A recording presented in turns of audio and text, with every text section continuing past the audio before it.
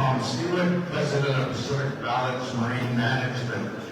First off, I'd like to thank the Powhatan tribes for allowing me to their nutritional territories and for the BC Recreational Fisheries Association for inviting me here. But my role is from 2018 when I was asked to be the president of Pacific Balance Marine Management.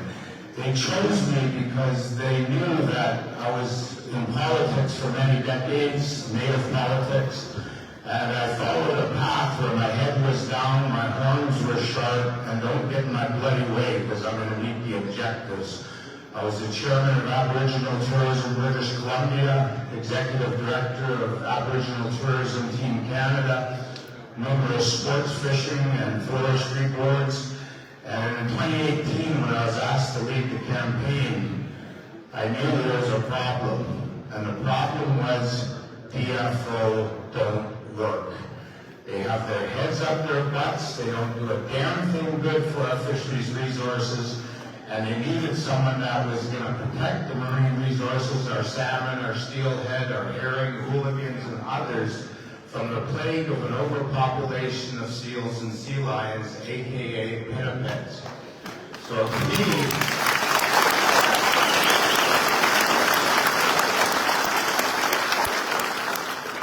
the only good seal or sea lion, cormorant, merganser, helldiver, sawbill, sea otter is a dead one.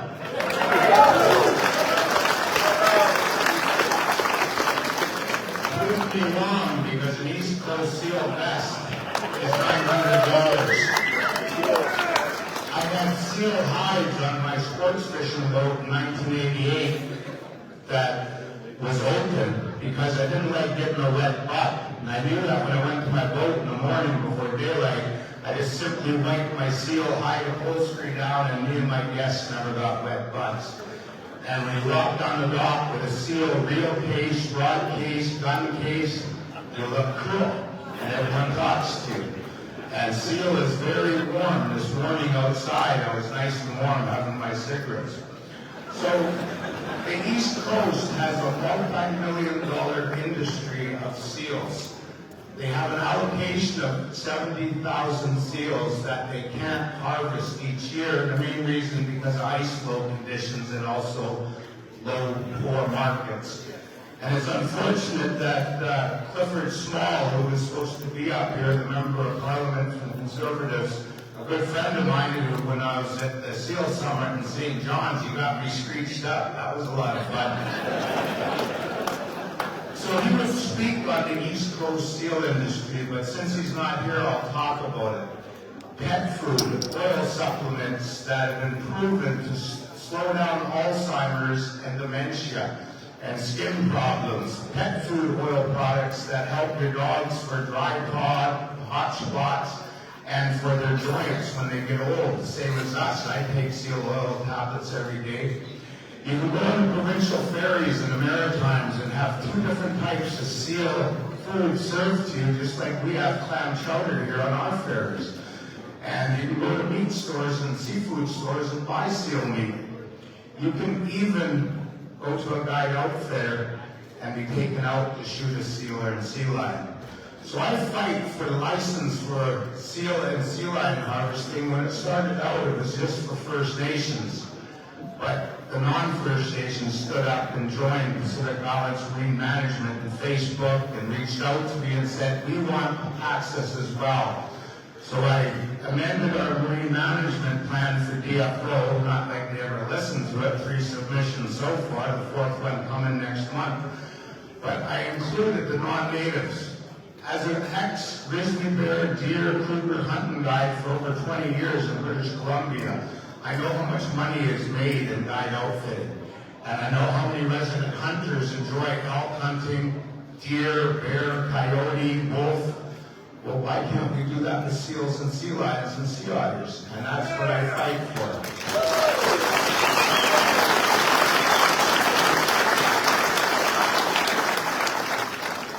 So the main reason, though, is protection of our marine resources from the overpopulation of pinnipeds. And why is that?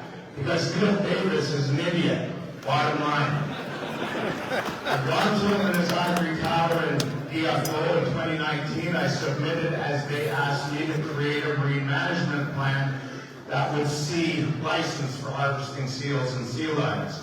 While we're negotiating and debating that plan and the license, Dr. Carl Walters was giving a presentation on the overpopulation of seals and sea lions, and Neil Davis kept trying to shut him up. I finally had to look at Neil and I said, "Look, you went behind the ears, little punk. Shut up. Listen to your elders. That's the native way, the right way." He looked at me all red in the face. He goes, "I can't believe you spoke to me like that." I said, "That's a problem. People need to speak to you like that. Maybe smack some sense into you because you're not listening to we the people."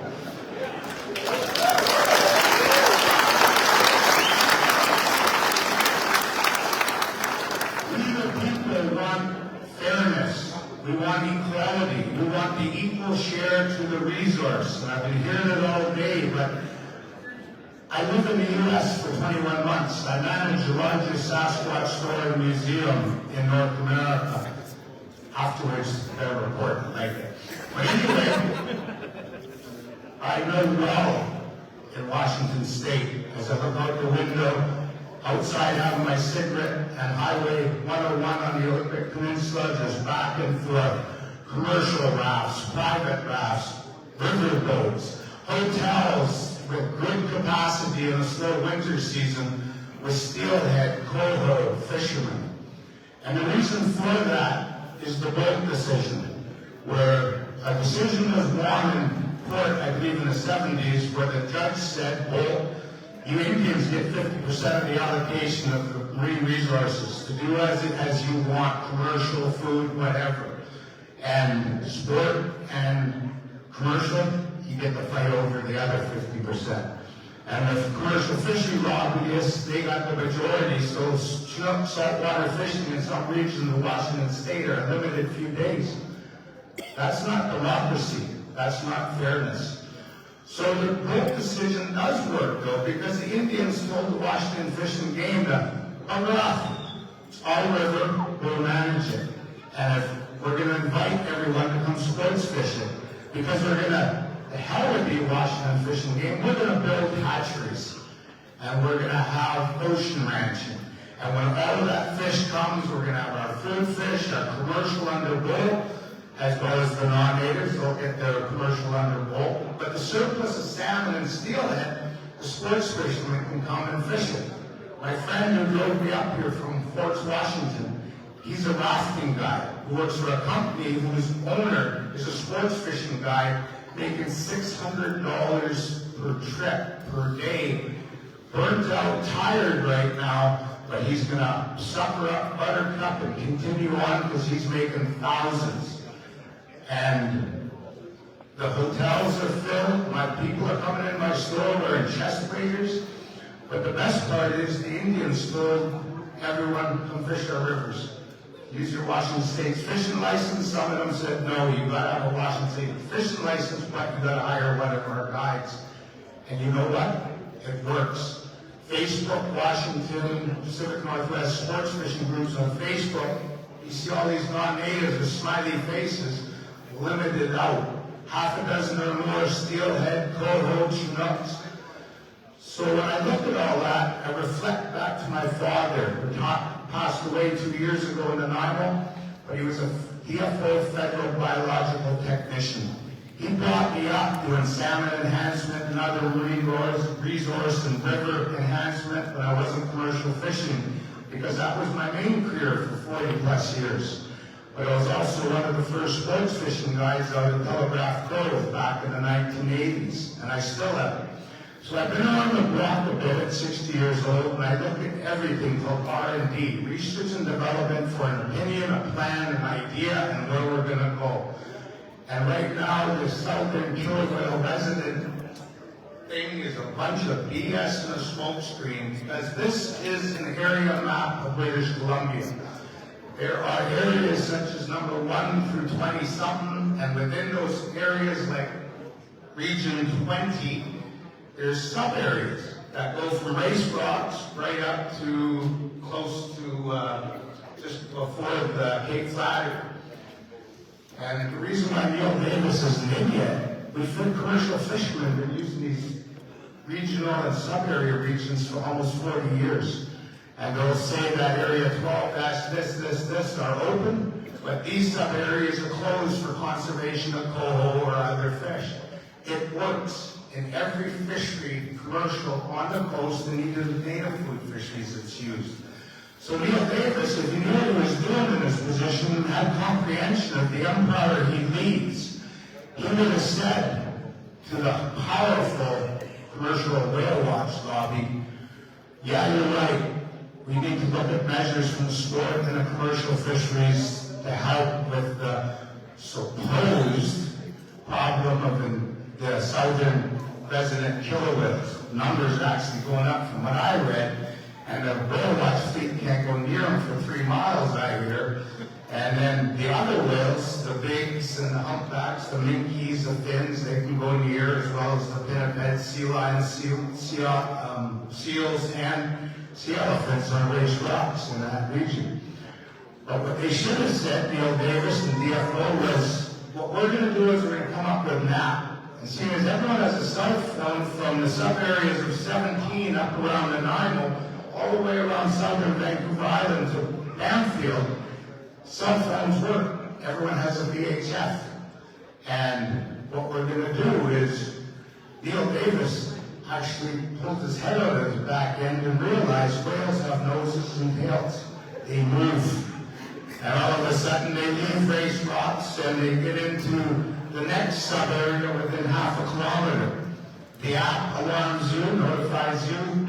Someone announces on the VHF radio because DFO has patrol boats that Neil doesn't know about that should be on the water at daylight until dark. And they announce on VHF that sub-area 20-this is closed because the whales are entering it for sports and commercial. So now you've got to pull up your downriggers and head out to the next sub-area. It's now open because the tails pushed them out of it. And that's how it should be managed. That's the proper management of marine resources by DFO. Not giving in to the environmentalists that have lobbied that there's no sports fishermen, because God forbid it's starving at Chinook, and at Chinook are what the southern killer whales need for milk production, and that's why their babies are starving. What a pile of bullcrap. I got no use for that.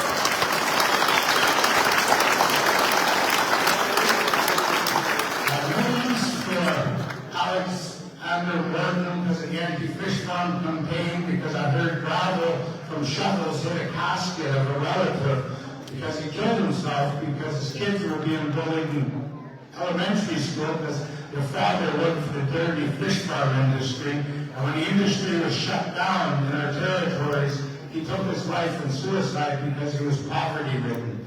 I have no use for Ian McAllister because as an forced into retirement grizzly bear hunting guide, making $30,000 to $60,000 a year plus tips. They went to Victoria and lobbied the Green DP that we shouldn't have commercial or resident grizzly bear hunting. What a crop. Teachers and kids got mauled in Bella Coola this fall. Pretty soon, with the grizzly bears on Vancouver Island, someone's going to get mauled and killed. Ian McAllister has blood on his hands, as does Alexander Morton with their anti-fish farm campaign, and now the commercial whale watching industry has lobbied government that have listened to Ottawa and being delegated to the ivory tower in Vancouver that they want to bankrupt your sports fishing jobs, your hotels, your Airbnbs, and everything else. That is not democracy. That is totalitarianism. So we must do what I see here.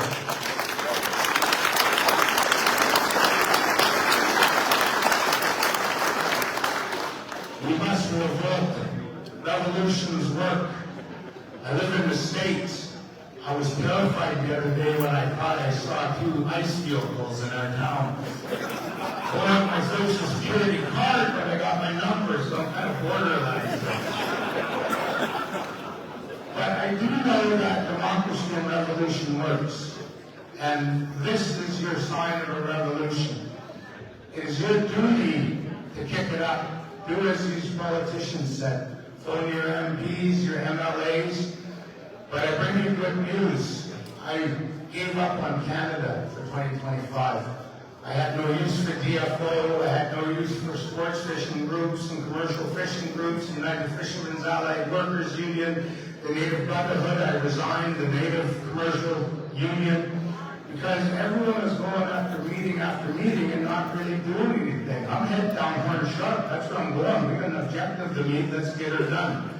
So I went with someone who's got a brass set, a congressman from Alaska. And working with his people, other congressmen and women come on board, and a draft bill was put to Congress that in July hopefully will be spoken, and I will be brought to Washington, D.C. to be the first Canadian Indian to ever testify in a congressional hearing.